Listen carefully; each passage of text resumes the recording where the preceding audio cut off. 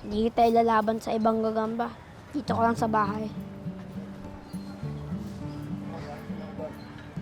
Yeah. Oo, huwag mo ako agad eh. Huwag mo ako agad.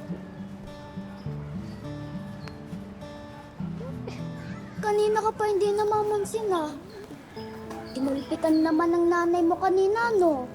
Ito nga. Uyo, nasapo ko na naman. Joke lang eh. Tara, laro na lang tayo sa piso net.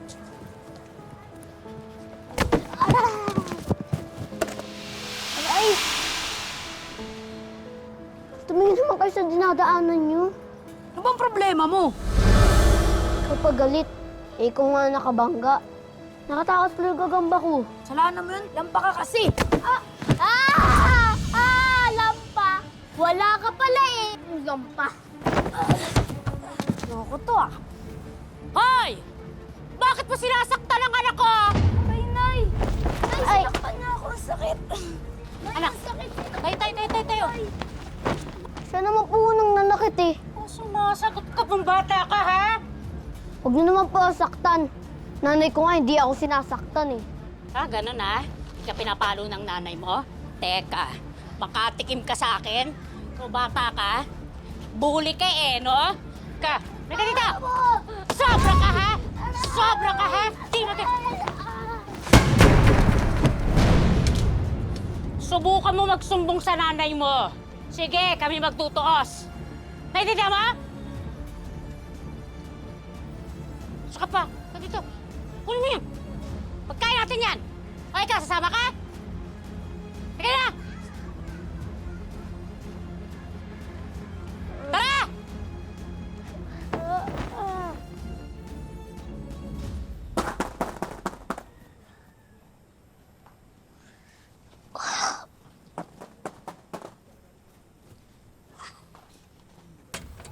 Oh, pasok ka.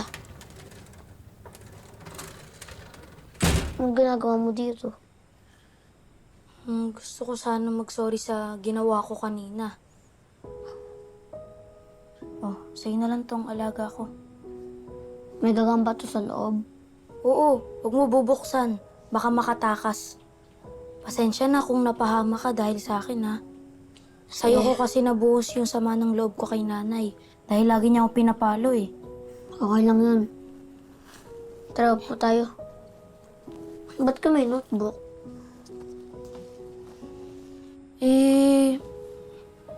Pwede bang pakopya ng assignment natin sa math?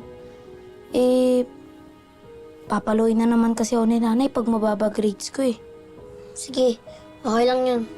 Tara, eto. Ayos ka lang ba? Ba't parang may sakit ka? Okay lang oh. Sigurado ka ba? Pa-check up ka na kaya sa health center? Hindi, wag na. Okay lang ako. Tsaka kapag nalaman ni nanay, hindi ako papapasukin bukas. Bukas na yung spelling bee.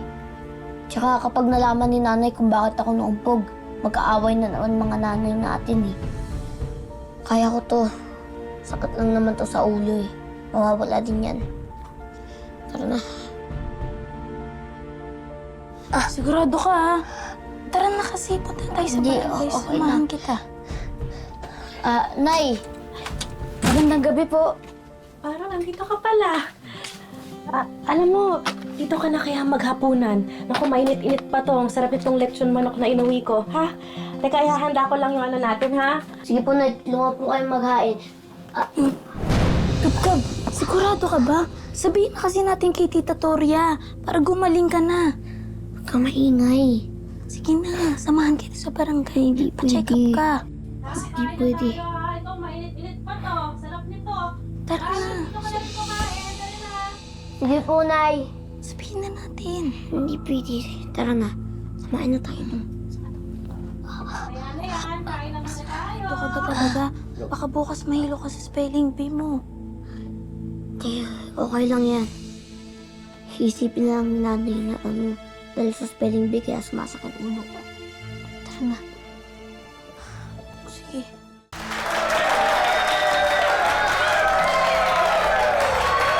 The next word is a state located in the southeastern part of United States of America. Spell Mississippi. Yes, Abby, of section Socrates. Mississippi. Mississippi. Mississippi. Another point for Team Socrates. O, Team Einstein ha, hahabol tayo. Mare, tingnan mo, okay lang kaya si Gab-Gab? Parang namumutla siya, yun. Mars, baka natitense lang. Our next word is a feeling of sickness with inclination to vomit. Spell nausea. Yes, Gabriel of section Einstein. Nausea. N-A-U. Uy! Gab-Gab! Ay! Gab-Gab, ano nangyari sa'yo? Gab-Gab! Gab-Gab! Ano nangyari sa'yo? Medic! Nurse! Nurse! Teacher! Ma'am, tulungan niyo naman kami. Dali natin siya sa ospital. Teka! Nurse! Gumising ka! Gab-Gab! Gab, Gabriel, okay? Tulungan ka namin! Teacher! Ma'am! Please! Dali natin siya sa ospital. Gab-Gab! Gab-Gab, gumising ka! Gab-Gab! Kamusta na po yung naging ng anak ko? Nagkaroon ng head injury yung anak mo. May gagawin kaming test para matignan namin kung nag-damage ba ang utak niya.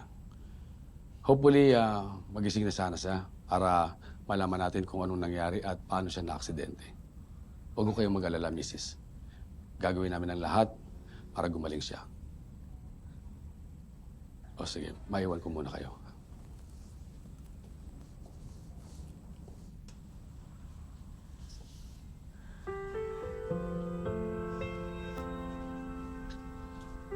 Mars, kamusta si Gab-Gab?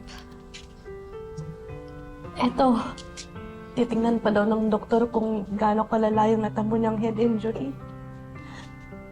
Wala naman akong kaalam-alam na na-aksidente pala siya. Wala din naman siyang sinabi sa akin. Mars, itong si Baron, nagpupumilit na sumama sa akin. May kailangan daw siyang sabihin sa'yo. Sige na, sabihin mo na.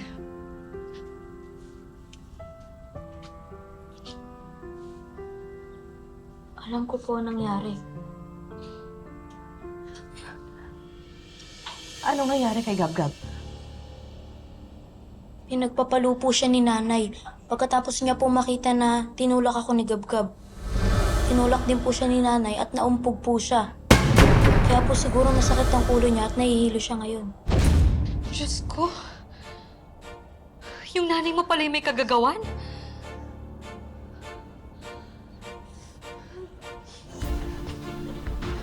Mars!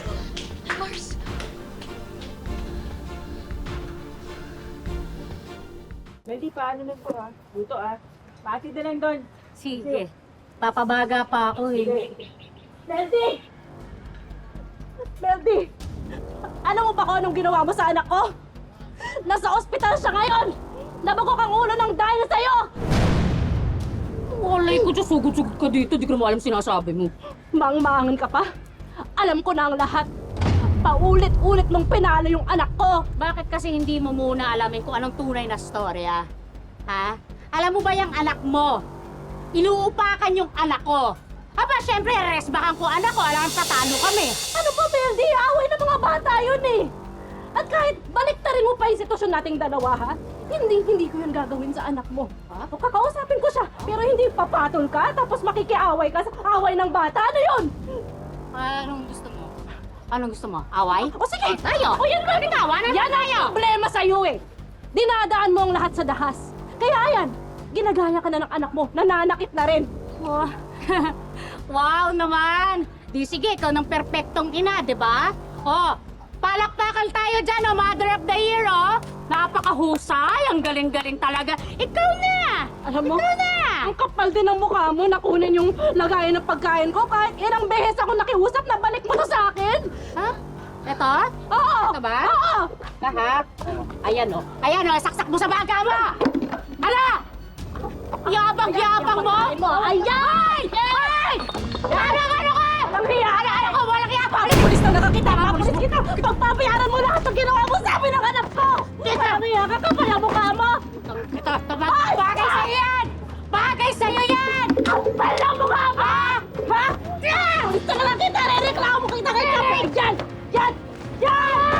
nanay sa'yo yan! Kasi itim ng budhi mo yung kulay!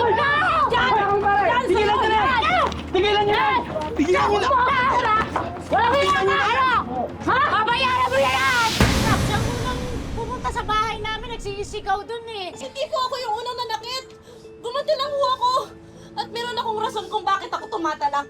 Dahil sinaktan niya kap yung anak ko. Nasa ospital siya ngayon, nabukok yung ulo. Aba unang nanakit sa anak ko? Ha? Gumanti lang ako! Ginagawa! Kinakti ko lang anak ko! Kinakti ko lang anak ko! Teka, kumalma nga kayo. Toria, ano bang gusto mong mangyari ngayon para maayos na to? Ay, syempre! Sagutin niyo yung mga hospital bills, Kap! Pati na rin yung gamot ng anak ko paglabas niya ng hospital. Paano ko sasagutin yun? Hindi naman kami mayaman! Wala kaming pera! Wala naman ako kasama, wala katulad, wala siman! Hindi ko na problema yon. Sana inisip mo yan bago mo sinaktan yung anak ko! Hindi! Teka, sandali. Mildy, ikaw ang nakagrabyado at maraming nakakita sa ginawa mo. Kailangan mong ibigay ang hinihingi ni Toria. Kung hindi mo may ibibigay ito, irerekomendo ko sa kanya. Nasampahan ka ng kaso.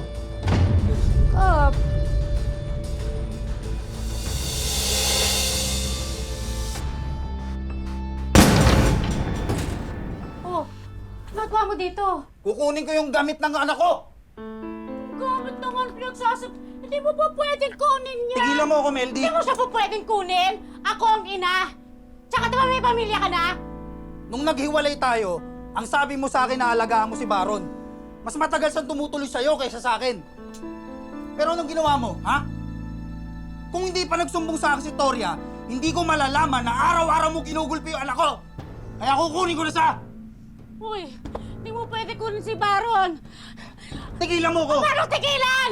Ha? Ako ang nanay niyan! Ipapabarangay kita! Walang giyak ka! Walang giyak! Eh di ba barangay mo? Tingnan lang natin!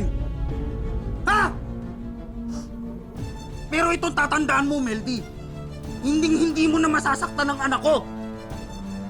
Alam mo kung may galit ka sa mundo, huwag may buntod sa bata. Wala ka malay-malay yun!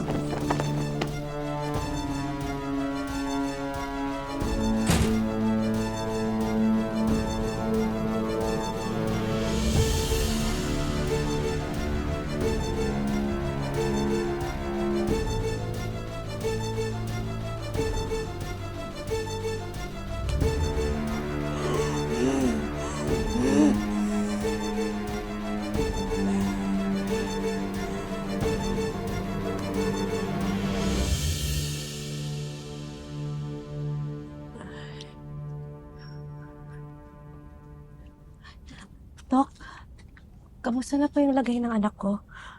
Good news, Mrs. Gising na po ang anak niyo. Ha? Kasing na po siya? Ay, Mrs. Nandali lang po. Pero kailangan niya po ng tamang pahinga at gamot at tamang pagkain din para manumbalik ang lakas niya. Opo, salamat po, Dok. Sige, punta.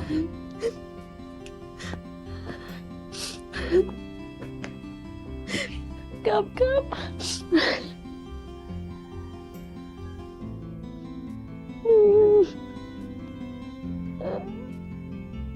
Nay, Kap. Thank you, Lord.